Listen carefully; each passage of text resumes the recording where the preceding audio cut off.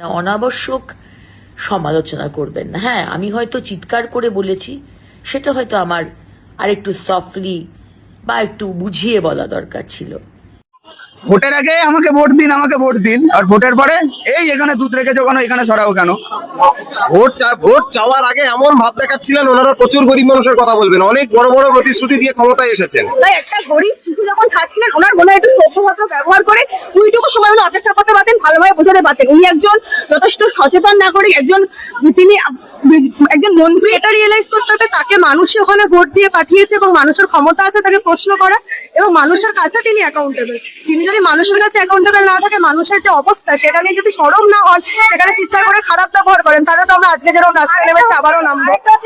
তাহলে park street, free school স্ট্রিটের ফুটপাতে এসে দুধ জাল দিচ্ছেন কেন? পার্ক স্ট্রিটটাই কি শুধু শহর?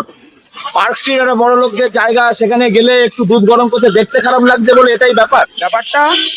আজ আমাদের ভারত 80তম স্বাধীনতা আন্দোলন দিবস উদযাপন করছে, সেখানে দাঁড়িয়ে কেন এখনো পর্যন্ত রাস্তা ফুটপাতের উপরে সাধারণ মানুষজন, ঘর নেই, একটা বাচ্চার মুখের গ্লাস দুধ সেটা রাস্তায় গরম হচ্ছে, সেটা প্রশ্ন করা উচিত যে কেন, যে এখনো পর্যন্ত বহু মানুষের মাথায় স্বাদ নেই, তা না করে উনি সেটা তাকে খেদিয়ে তাড়িয়ে দিচ্ছে, এটা অত্যন্ত জঘন্য। ওই ফুটপাতের মধ্যে কেরোসিন স্টোভে 1 গামলা দুধ জাল দেওয়া হচ্ছে। 1 গামলা দুধ ওই 6 মাসের বাচ্চা খাবে?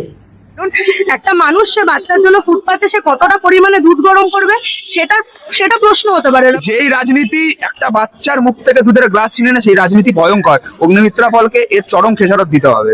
দেখুন, রচনা বন্দ্যোপাধ্যায়ের মতো মানুষরা হলে সুবিধাবাদী। ওনারা যখন সুবিধা দেখেছিলেন তৃণমূল আমলে, তখন ওনাদের দিদি ছাড়া কোনো গতি ছিল না। এখন ওনারা বলছেন মোদি ছাড়া গতি নেই। গেছেন নির্লজ্জের মধ্যে ক্যামেরার সামনে বলছেন তৃণমূল জিতলে আমি তৃণমূলে থাকতাম, এখন মোদির দিকে তাকিয়ে মোদি আমাদের নেতা। রচনা বন্দ্যোপাধ্যায় কি জানি তৃণমূল আমলে কাটমানি খেয়ে ওনারা অভ্যস্ত, তা বলে এখন ওনাদেরকে লিস্ট করে পাঠাতে হবে ওনাদেরকে আবার কাটমানি খেয়ে 3000 টাকা দেওয়ার জন্য 6000 টাকা কাটমানি নেবেন? তাই এসব কাটমানির গল্প চলে গেছে। এটা তখন আসলে উনি দিদিকেও ভালোবাসতেন না, এখন মোদিকেও ভালোবাসেন না, উনি চেয়ারটাকে ভালোবাসেন। যেই চেয়ার যাদের পক্ষে থাকবে ওনারা তাদেরকেই দেখতে পাবেন, তার বাইরে আর কাউকে দেখতে পাবেন না। বিজেপির এমএলএরা, বিজেপির মন্ত্রীরা প্রত্যেকবারই ফাউল করছেন, ভুলভাল কথা বলছেন, তারপরে সোশ্যাল মিডিয়া জুড়ে, সারা রাজ্য জুড়ে লোকজন, সাধারণ মানুষ ওদেরকে নিয়ে যখন খিল্লি করছে, তখন আবার তারপরের 1-2 দিন পরে এসে ভিডিও পোস্ট করে অন্য সুরে কথা বলছে। যখন উনি দুধটা বললেন, ভালো করে লক্ষ্য করতে হবে উনি কি বলেছেন, যে এখানে বাচ্চার দুধ গরম হচ্ছে, তাও আবার পার্ক স্ট্রিটে। পার্ক স্ট্রিটটাই কি শুধু শহর? পার্ক স্ট্রিট একটা বড় লোকদের জায়গা, সেখানে গেলে একটু দুধ গরম করতে দেখতে খারাপ লাগছে বলে এটাই ব্যাপার। পার্ক স্ট্রিটের বাইরে আরো গোটা শহর আছে, শহরতলির অন্ধকার আছে, গোটা রাজ্য আছে, গোটা দেশ আছে। আমাদের বক্তব্য হচ্ছে গরিবদের আড়াল করে কি গরিবই হটানো যায়?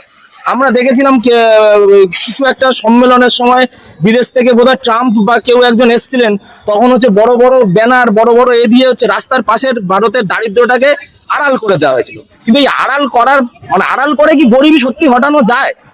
শতাংশের বিচারে আমি দেখছিলাম যে দেশের একটা বড় অংশের লোকজন দারিদ্র সীমার উপরে উঠে এসছে, কিন্তু আমরা তো এটাও দেখছি জাতীয় পরিসংখ্যান অনুযায়ী প্রায় 24 কোটি মানুষ এখনো বহুমুখী দারিদ্র্যের সম্মুখীন হচ্ছে, দারিদ্র সীমার নিচে আছে, যেটা সারা বিশ্বে ভারতের এই সংখ্যাগত দিক দিয়ে প্রথমে। এই তো 14 বছর হয়ে গেল তো প্রায় সরকারের। কিন্তু এই অগ্নিমিত্রা পাল যখন ভোটের প্রচারে বেরিয়েছিলেন হাত জোর করে, হ্যাঁ এটাই তো নিয়ম, এটাই তো নিয়ম। অগ্নিমিত্রা পাল তো কম পলিটিশিয়ান, বেশি ডিজাইনার।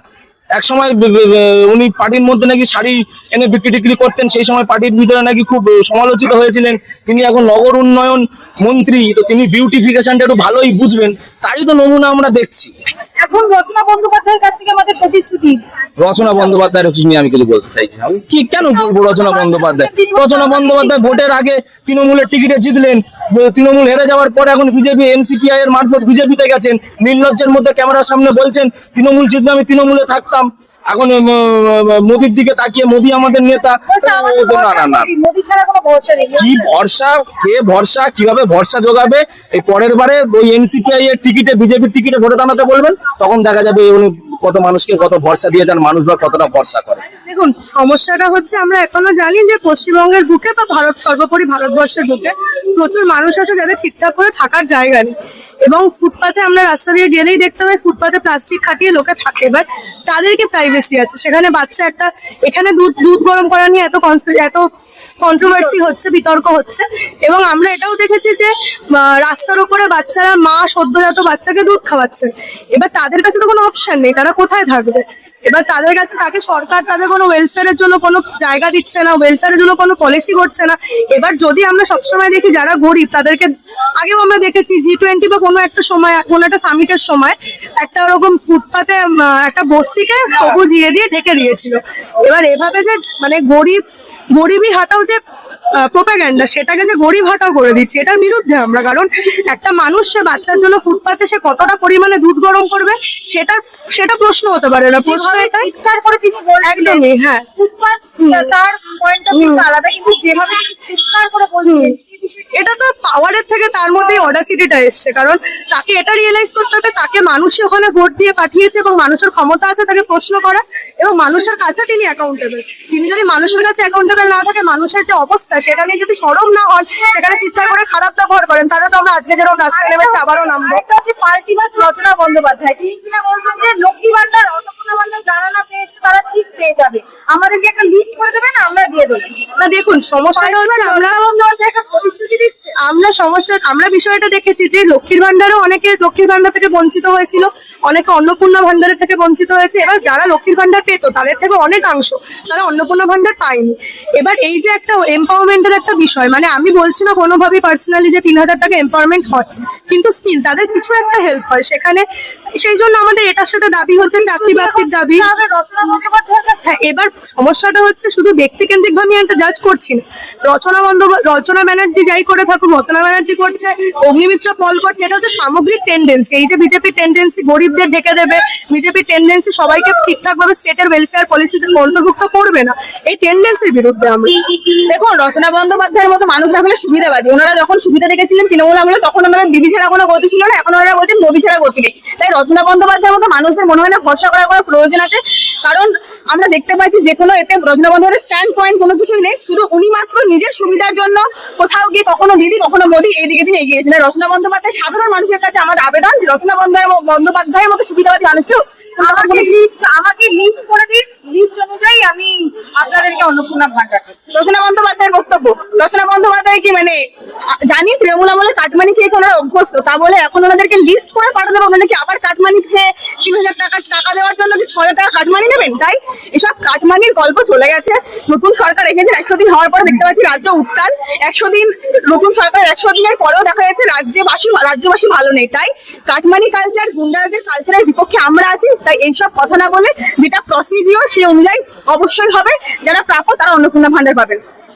প্রথমত হচ্ছে আমরা একদম বলছি না যে ফুটপাত দখল করে কেউ বসে থাকুক, কিন্তু যখন একটি শিশুর জন্য দুধ গরম করা হচ্ছে 1 গামলা খাক 1 ফোঁটা খাক, আমরা তো দেখতে পাচ্ছি, আমরা জানি ক্ষুধার পৃথিবীতে কবিতার লাইন আছে যে ক্ষুধার পৃথিবীতে পূর্ণিমার চাঁদও মনে হয় যেন ঝল ছাড়া রুটি। তাই একটা গরিব শিশু যখন খাচ্ছিলেন, ওনার মনে হয় একটু সভ্যভাষা ব্যবহার করে ওইটুকু সময় উনি অপেক্ষা করতে পারতেন, ভালোভাবে বোঝাতে পারতেন। উনি একজন যথেষ্ট সচেতন নাগরিক, তিনি একজন মন্ত্রী, তিনি একজন দায়িত্বপ্রাপ্ত মন্ত্রী, তিনি যথেষ্ট ওনার দায়িত্ব পালন করছেন, কিন্তু এরকম একটা রুড বিহেভিয়ার একজন গরিব মানুষের উপর, বাচ্চার উপর করাটা বোধহয় ভালো হয়নি। এটা কোনো মানবিক আচরণ দেখাচ্ছে না। ব্যাপারটা হচ্ছে বিজেপি এবং ফ্যাশন ডিজাইনার অগ্নিমিত্রা পল, তার কাছে বিজেপি হচ্ছে যে শহর গোছাচ্ছে, সেই শহর গোছানোর মধ্যে হচ্ছে বড় লোকদের জায়গা, গরিবদের স্বাভাবিকভাবেই জায়গা নেই।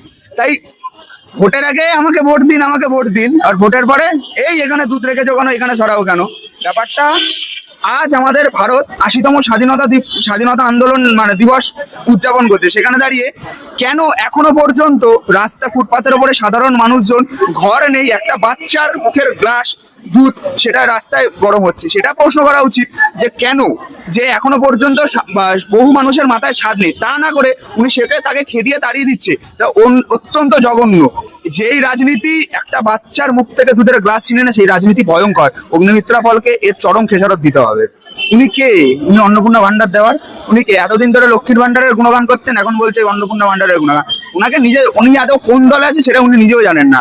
2029-এ উনি ভোটে দাঁড়ান, ওনাকে রাজ্যের মানুষ, সেখানকার মানুষ ওনাকে ভালো করে বুঝিয়ে দেবেন ওনাকে। মানে রচনা বন্দ্যোপাধ্যায় এনারা রাজনীতিক নন, এনারা নিজেদের আখের গোছাতে রাজনীতিতে এসেছিলেন, রাজনৈতিক প্ল্যাটফর্মকে ব্যবহার করেছিলেন, কোনো রাজনৈতিক দলের প্রতি এদের কোনো কমিটমেন্ট নেই, শুধুমাত্র নিজেরা কিছু টাকা হাতাবে এই ধান্দায় যারা রাজনীতিতে এসেছে তারা এরকম যখন যারা ক্ষমতায় থাকবে তাদের সাথেই থাকবে, এটাই স্বাভাবিক। আগে ছিল দিদি, এখন কিন্তু মোদি ছাড়া কোনো কিছু কঠিন। কত তাড়াতাড়ি তিনি গিরগিটির মতো রক্ত ফেলছে। এদের তো বললাম এদের চরিত্রটাই এটা, তখন আসলে উনি দিদিকেও ভালোবাসতেন না, এখন মোদিকেও ভালোবাসেন না, উনি চেয়ারটাকে ভালোবাসেন। যেই চেয়ার যাদের পক্ষে থাকবে ওনারা তাদেরকেই দেখতে পাবেন, তার বাইরে আর কাউকে দেখতে পাবেন না।